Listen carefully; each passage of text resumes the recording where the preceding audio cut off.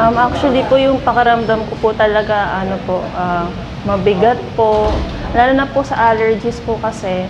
Makati po, hindi po ako makatulog sa gabi.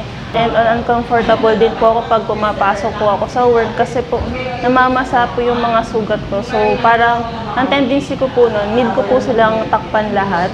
Matagal-tagal na ba na Opo, matagal. Parang mga 2 years na rin po.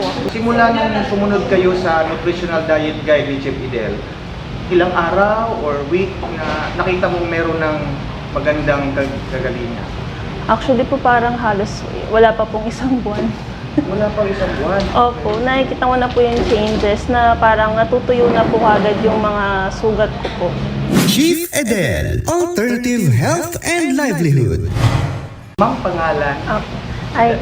Good morning po or good afternoon. Ako po si Elijah Marie P. Cruz, 29 years old po from Lower Antipolo po. Kung bago kayo nag-Alive Center, ano yung pakiramdam niyo o nararamdaman niyo po? Actually po yung pakiramdam ko po talaga mabigat po. Lalo na po sa allergies po kasi. Makati po, hindi po ako makatulog sa gabi. And uncomfortable din po ako pag pumapasok po ako sa work kasi po namamasa po yung mga sugat ko. So parang ang tendency ko po nun, need ko po silang takpan lahat para lang po hindi sila maano sa uniform ko or ano po. Ganun po. Nagpa-check up ba kayo sa doktor? Ano yung sakit ngayon? Opo, nagpa-check up po ako. Tapos hindi po nila masyadong masabi kung ano po talaga yun, kung ano ba siya, eczema ba siya, or urticaria, or galing po siya sa kagat ng bugs, or ano po, or sa kinakain, ganun po. Matagal-tagal na ba na? Opo, matagal. Parang mga 2 years na rin po. 2 years? Opo. So, nung pagkapunta niyo dito kay Chef Idel, ano yung binigay sa'yo?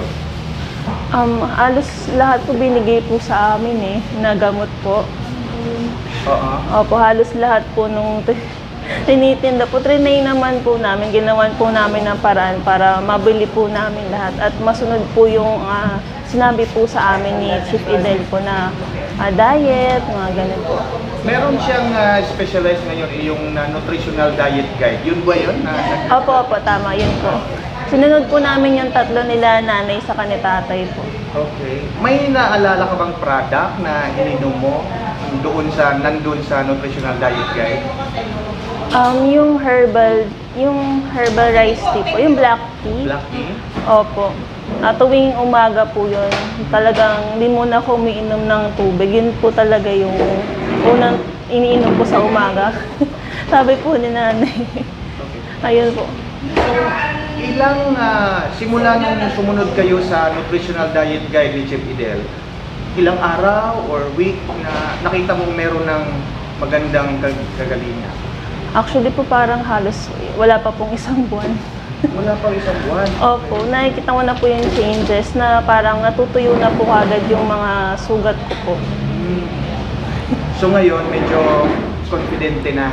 Opo, dati po nung una pong punta ko dito, lagi po akong naka-jacket kasi nahihiya po ako na ganito po mag-sleeves kasi makikita po ng tao.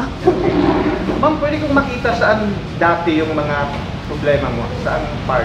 Dito Sa kamay? po, sa kamay po, Okay. saka po sa paa rin po kasi. Opo, pero peklat na lang po yung iba po ngayon. Ewan ko po kung makikita siya. Ganyan na po siya. Pero dati po, lahat po yan, may sugat po. Kahit sa paa po. Pero okay na po sila ngayon.